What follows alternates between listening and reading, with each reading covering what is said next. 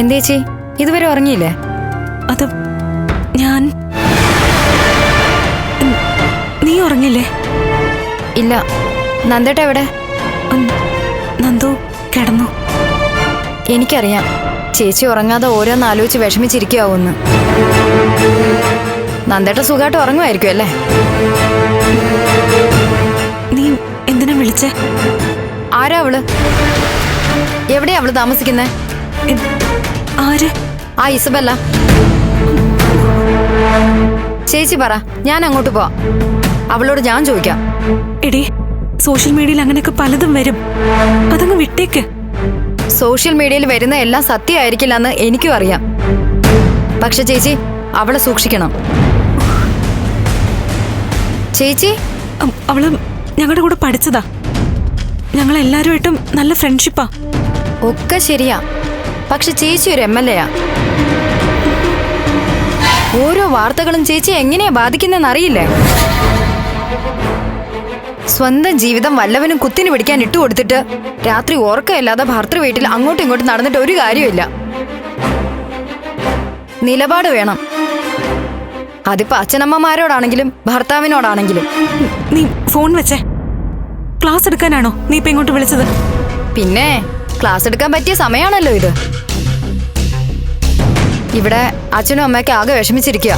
അവർക്ക് സംസാരിക്കണമെന്ന് ഞാൻ കൊടുക്കാം. ശരി, വേണ്ട, ഞാൻ പിന്നെ വിളിച്ചോളാം. മോളെ. അമ്മേ,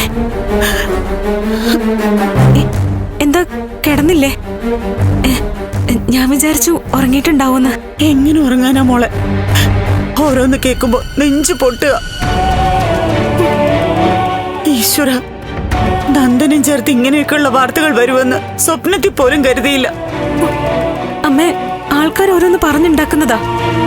ഇതൊന്നും വിശ്വസിക്കണ്ട. ഞങ്ങള് വിശ്വസിക്കാതിരുന്നിട്ട് എന്ത് കാര്യാ മോളെ? മോളൊരു കാര്യം ചെയ്യ്, നന്ദനെ വിളിച്ചോണ്ട് ഇങ്ങോട്ട് വാ. കുറച്ചു ദിവസം ഇവിടെ താമസിക്കാം. അച്ഛാ, ഞാൻ കാരണം നിങ്ങൾ ഇങ്ങനെ വിഷമിക്കല്ലേ. അത് എനിക്കൊട്ടും സഹിക്കാൻ പറ്റുന്നില്ല. ഒരു പ്രശ്നവും ഇല്ലെന്നേ. ഒക്കെ ഞാൻ ശരിയാക്കിക്കോളാം. മോളെ, ആ ഋഷിയുടെ കൂട്ടുകാരൻ നന്ദനെ തല്ലി എന്ന് പറയുന്നു. മുറിവെന്തെങ്കിലും ഉണ്ടോ മോളെ? പോലീസിൽ അറിയിക്കണ്ടേ? അമ്മേ, വേണ്ടതുപോലെ ഞാനെല്ലാം ചെയ്തോളാം. നന്ദുന്റെ അച്ഛനും അമ്മയൊക്കെ എന്റെ കൂടെ തന്നെ ഉണ്ട്. നിങ്ങൾ സമാധാനായിട്ടിരിക്കും. മോളെ, നിനക്ക് മനപ്രയാസം വല്ലതും? പിന്നെ നന്ദു വിളിക്കുന്നുണ്ട്. ദാ വരുന്നു നന്ദു. വെക്കട്ടെ അമ്മേ. മോളെ, ശരി മോളെ.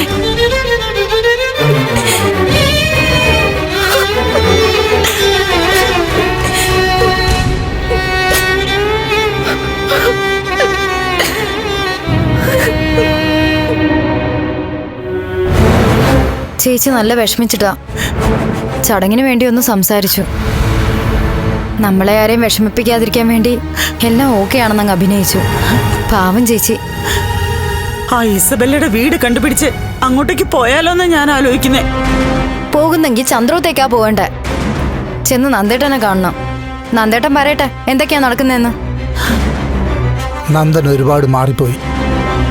എന്തായിരിക്കും കാരണം എത്ര ആലോചിച്ചിട്ടും പിടികിട്ടുന്നില്ല. ഇനിയിപ്പൊ ഈ കാരണം പറഞ്ഞ് നിങ്ങൾ ഉറക്കം ഒഴിച്ചിരിക്കണ്ട. പോയി കിടന്ന് ഉറങ്ങാൻ നോക്ക്.